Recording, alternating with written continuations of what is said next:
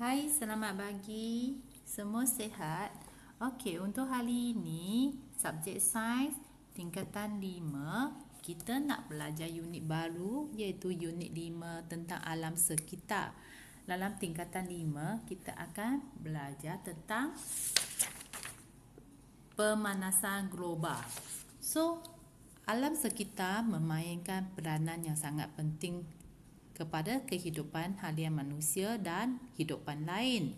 Namun begitu, kelalaian manusia dalam mengejar pembangunan akan menyebabkan kekurangan untuk menjaga alam sekitar.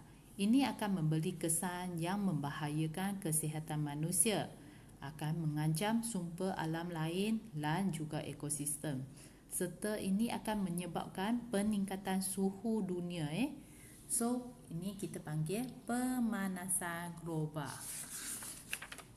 Pemanasan global iaitu satu peningkatan suhu atmosfera bumi secara berterusan akibat daripada kesan rumah hijau. Peningkatan suhu tersebut berpunca daripada pembebasan gas rumah hijau. Perubahan corak cuaca dunia akan menyebabkan berlakunya bencana alam seperti banjir besar, tsunami, tanah runtuh, kemarau, ribut salji dan juga ribut taufan. Okey, kita tengok raja ini. Raja ini ada apa? Okey, kita tengok nombor satu. Okey, sebahagian cahaya matahari diserap oleh bumi. Lepas tu, kita tengok nombor 2, apa yang terjadi. Okey, nombor 2, cahaya matahari dipantulkan kembali oleh atmosfera ke ruang angkasa lepas. Kemudian, nombor 3, sebahagian cahaya matahari dipantulkan kembali ke atmosfera. Yang keempat, cahaya matahari dipantulkan kembali oleh gas rumah kaca iaitu GRK, ringkasan dia akan menyebabkan bumi panas. Okey, di dalam ni ada tentang laman yang kamu boleh tengok tentang pemanasan global. Kamu boleh scan di pakut ini. Kamu boleh dapat tengok. Okey, seterusnya kita nak tengok apa punca berlakunya pemanasan global. Terdapat banyak punca yang menyebabkan berlakunya pemanasan global.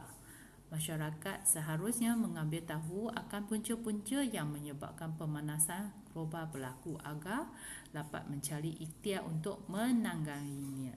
Berikut ialah punca utama berlakunya pemanasan global iaitu kawasan perindustrian. Okey, pembakaran bahan api fosil bagi menggerakkan jentera dan mesin telah membebaskan banyak gas karbon dioksida dan karbon monoksida. Kedua-dua gas ini merupakan gas pencemar utama di kawasan bandar.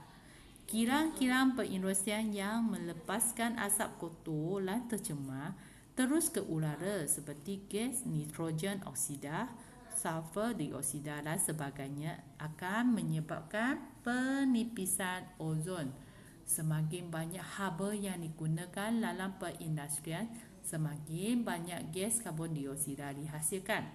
Maka semakin banyak pula haba yang terperangkap oleh lapisan gas lalu akan meningkatkan suhu udara secara global.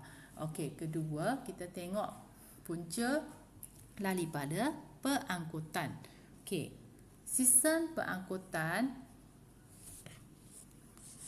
akan meningkatkan penggunaan bahan api fosil seperti iaitu kita menggunakan petroleum dan diesel. Okey, sumber tenaga ini tidak mengalami pembakaran yang sempurna dalam penghasilan tenaga. Pembakaran yang tidak sempurna ini akan menyebabkan menghasilkan gas karbon dioksida dan karbon monoksida. Kenderaan pemotor merupakan pencemar utama hidrokarbon kerana menggunakan bahan bakar petroleum. Kereta, motor, apa-apa saja yang menggunakan bakterium dan juga lisia akan menyebabkan pencemaran. Seterusnya ada pembakaran hutan. Ini pun sangat akan menyebabkan pencemaran. Okey, asap daripada pembakaran hutan yang terbebas ke angkasa mengandungi banyak gas karbon dioksida. Okey, aktiviti pembakaran hutan memusnahkan biobakan spesies pokok. Pokok berfungsi menyerap karbon dioksida pada atmosfera untuk melakukan proses fotosintesis. Gas karbon dioksida yang banyak terperangkap dalam ruang atmosfera ini akan menyumbang pemanasan global.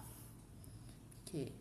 Seterusnya kita tengok apa kesan ni. Ini ialah punca, 3 punca iaitu daripada perindustrian, perangkutan dan juga pembakaran hutan. So, ini akan menyebabkan apa kesan? Pemanasan global memberi kesan kehidupan bumi seluruhnya. Yang pertama kita tengok peningkatan paras laut. Okey, suhu panas berterusan akan menyebabkan bongkar ais di bahagian kutub mencair. Kemudian dia akan meningkatkan air laut dan mengakibatkan banjir dan hakisan serta mengeramkan kawasan daratan.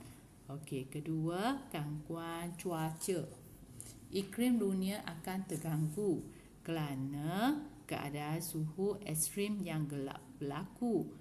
Perubahan suhu dan cuaca menyebabkan banjir, ribut taufan dan kemarau. Okey, kemudian akan menyebabkan kemerosotan sumber makanan. Musim banjir dan kemarau akan menyebabkan kerosakan tanaman dan menyebabkan masalah kekurangan bekalan makanan. Okey, kemudian dia akan menyebabkan perubahan habitat, iaitu perubahan cuaca sama ada daripada panas ke sejuk atau daripada sejuk ke panas akan menyebabkan hidupan di bumi berpindah ke tempat atau habitat yang baru. Dia akan pindah haiwan-haiwan. Contoh dia dari sangat panas ke musim sangat sejuk. So, haiwan akan pindah dan mencari tempat yang sesuai untuk mereka. Okey, ancaman kesihatan. Perubahan kecil suhu persekitaran dan taburan hujan boleh menyebabkan perubahan besar dalam pemindahan penyakit berjangkit tertentu menerusi air dan nyamuk. So, ini akan menyebabkan penyakit seperti penyakit apa? Taun, malaria dan demam denggi. Okey, untuk hari ini cikgu nak kamu buatkan latihan yang cikgu sudah sediakan. So untuk hari ini kita belajar tentang ini sahaja. Okey, so next week kita akan sambung lagi. Okey, boleh kan? Okey, bye.